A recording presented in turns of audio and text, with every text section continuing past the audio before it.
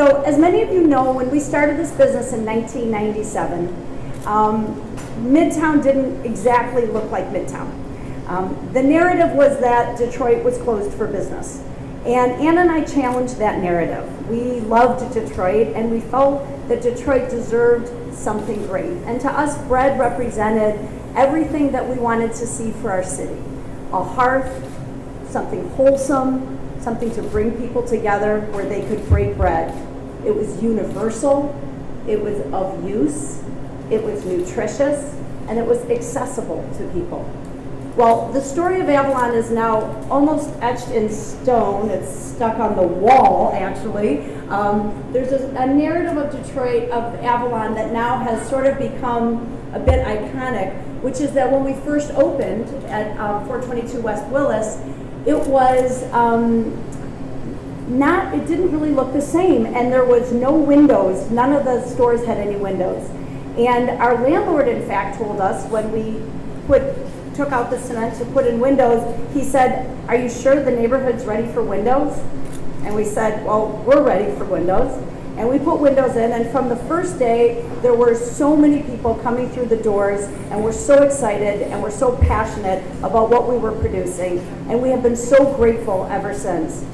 So that was 20 years ago, and we were paying $500 a month in a 2,000 square foot space.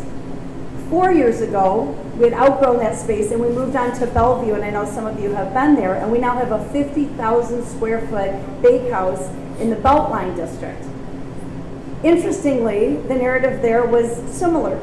It was that the neighborhood wasn't ready for windows. So a year ago, when we put in a little retail outlet so we could sell overruns and day-old products in this neighborhood that doesn't really have a lot of fresh, affordable food, we were told by a business owner who's been there for many generations, "I don't know if you really should put windows in this store."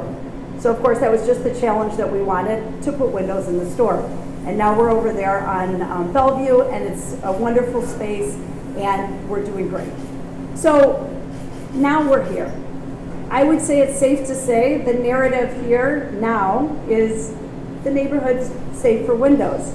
What's interesting, though, is, I don't know if people know this, but in 1925, this was the busiest retail street in the nation. And I believe 1 million people a day were crossing right here on Woodward and State. But a few years ago, that wasn't the narrative. And it wasn't just assumed that this neighborhood was ready for windows. It took visionaries like Dan Gilbert and Dan Mullen, the folks from Bedrock, to see something beyond what other people could see. And